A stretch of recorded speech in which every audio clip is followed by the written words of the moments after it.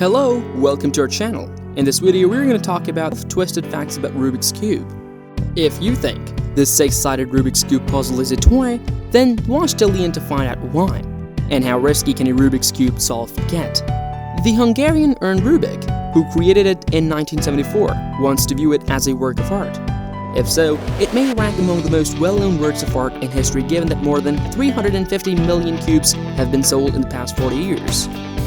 Learn more about the film's history, the strange cartoon adaptation, and why Will Smith probably deserves to get paid. Before we move on to the next step, do like and subscribe to our channel for more videos. It was originally called the Magic Cube.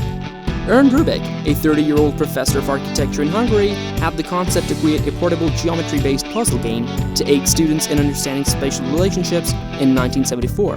Rubik's first Magic Cube received little distribution after partnering with a toy manufacturer in Hungary. The early prototypes composed of wood cubes and paper clips were promising. Developers changed the name to Rubik's Cube in 1980 after the Ideal Toy Company obtained the cube's license because they believed Magic Cube suggested witchcraft. Rubik is not a great Rubik's Cuber. The puzzle's creator is not one of the millions of people who have been motivated to come up with innovative and effective ways to ensure that the sides line up. In a 2012 interview with CNN, Rubik acknowledged that it first took him more than a month to figure out how to solve the Rubik's Cube. Even after he started practicing it, it still took him a minute. The current generation of cubers who aim for times under 10 seconds wouldn't be impressed by that number. There are 43 quintillion possible combinations, with 6 sides representing 9 blocks of a single color: orange, yellow, green, red, white, and blue. A Rubik's Cube is said to hold 43 quintillion potential configurations. That's a lot of possible ways to prompt a lengthy series of profanities. A 13-year-old kid wrote a best-selling strategy guide. Players were scrabbling for a plan that would speed up a solution and make them look smart in front of their friends as the Rubik's Cube craze swept the nation in the early 1980s. Patrick Bossert, a 12-year-old author whose 1981 book You Can Do the Cube became a New York Times bestseller, was their savior. When one of the Bossert's friends brought it to his father, an editor at Penguin Books, who had originally intended for it to be for his friends, it soon sold more than 750,000 copies. There was a Saturday morning animated series, despite the fact that the modest Rubik's Cube had no narrative, personality, or sentience. ABC still ordered a full season of an animated series about its adventures. Rubik, the Amazing Cube aired 13 episodes on Saturday mornings in 1983. The puzzle was given legs, a face, and magical abilities. To complete the 1980s NES, Menudo was enlisted to perform the title song. The yellow side was a health risk.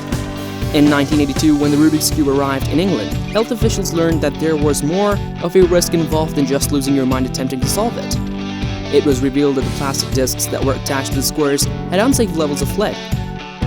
The worst offender was yellow, which, depending on where it was made, had at least 26,250 parts per million, which is more than the 2,500 parts per million allowed. Someone made a diamond-encrusted cube. Diamond Cutters International produced an 185-carat diamond Rubik's Cube in 1995 to commemorate the puzzle's 15th anniversary. The corporation additionally released 2,500 silver variants for a $2,000 price apiece, valued at $1 million at the time. It started an art movement. When the Rubik's Cube was introduced, Cubism, which was already well established in the art world, gave way to Rubik's Cubism. The humorous moniker alludes to the technique of employing solved cubes to produce a mosaic look in artwork. Josh Galon used over 4,000 cubes to create a tribute to Da Vinci's Last Supper in 2009. A subsequent work inspired by Michelangelo's Hand of God required over 12,000 cubes measured 29 by 15 feet and weighed a ton. Callum purchased Rubik's knockoffs from China for $1 each to ease the burden of his supply budget. Will Smith may have helped popularize it again. Although the Rubik's Cube has consistently been a bestseller, some years have been more successful than others. Sales increased in 2006 as a result of the puzzle's use in The Pursuit of Happiness, in which Will Smith's character solves it swiftly to impress a prospective business partner. 1710. This is me.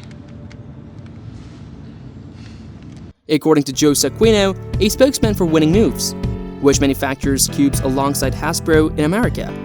That Rubik's movement was in the trailer, and it went up from there. With the movie and a new generation discovering the cube 27 years later, it was the ideal confluence of circumstances. Sales peaked at $15 million worldwide in 2008. Someone solved it while falling from a plane. Finding a fresh viewpoint can be challenging with so many Rubik's world records. Therefore, Dan Knights made the choice to broaden his horizons. In 2003, the cube enthusiast leaped out of a plane at a height of 12,000 feet, leaving him with about 45 seconds of freefall before his parachute had to be released. To prevent it from falling, he drilled a hole in the cube and connected it to a loop on his wrist. Knights successfully completed the jump, which cable network H1 had ordered, in 32 seconds. I hope you liked this video helpful. If you liked the video, please like and subscribe as it really helps our channel, and remember to give your feedback in the comments below. See you in the next video with some more interesting topics and facts.